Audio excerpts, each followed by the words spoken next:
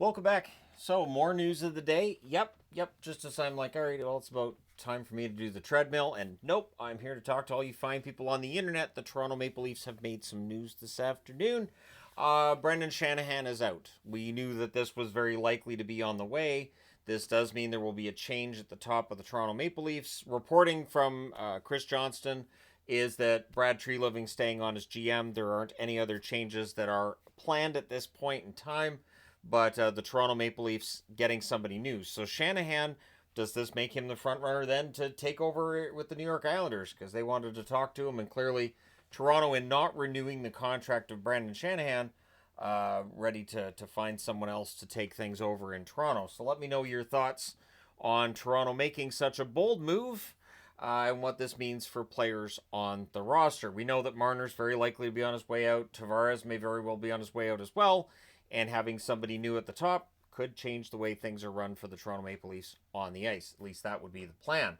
A huge upset at the World Championships. Denmark, with 2 late goals, secure a victory over Canada. And you know what? I can't even be mad. Good for Denmark. They are one of the 2 hosts of this year's World Championships, along with Sweden. Sweden moves on. They defeat Czechia 5-2. So Sweden moves on to the semis. They're going to play against the Americans in the semis, and Switzerland gets Denmark. So I'm sure Switzerland probably pretty happy to see Denmark win the game. Not as an insult to Denmark, just you don't have to worry about Crosby and others. So it is a little bit easier to get ready for that game. But good for Denmark. Huge for hockey in that country. So hopefully that gets a lot of press and a lot of attention. And, there are some good Dane players, including Ehlers, who got the goal to tie it. And then Olsen gets the goal to get the winner in that final minute. So in the last 3 minutes of the game, they went from being down 1-0 to being up 2-1. And this is why, if you're up 1-0, try to get that second goal, third goal, etc., etc.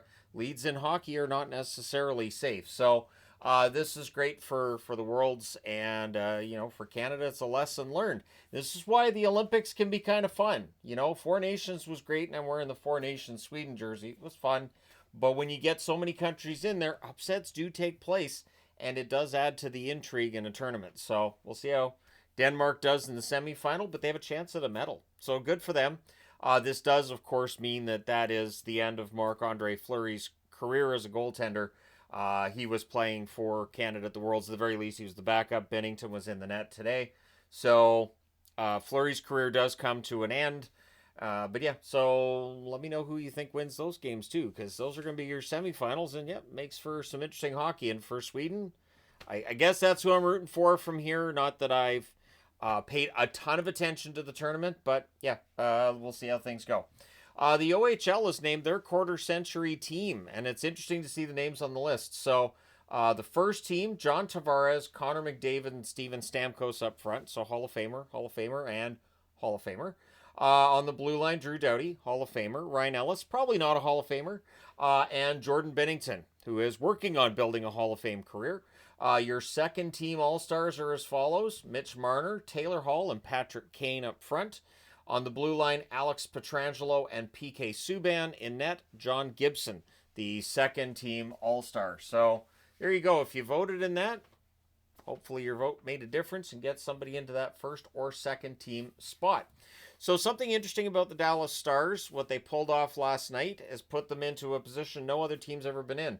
The Dallas Stars are the only team in NHL playoff history to win multiple playoff games in regulation when they had been trailing 2 goals in the third period of those games. They did it against Colorado in the first round, and now they've done it to the Edmonton Oilers in the Western Conference Finals. So very rare to see that happen.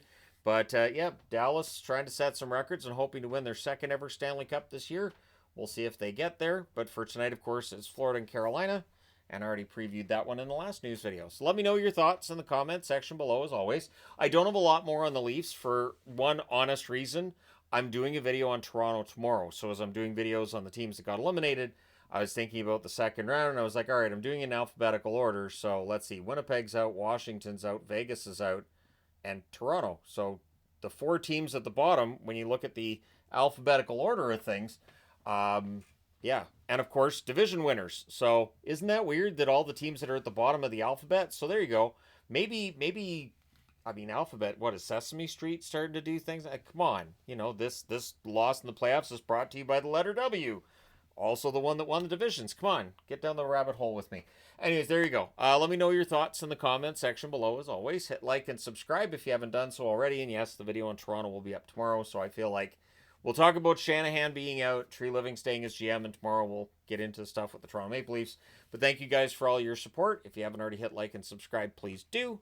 That being said, I will talk to you again soon.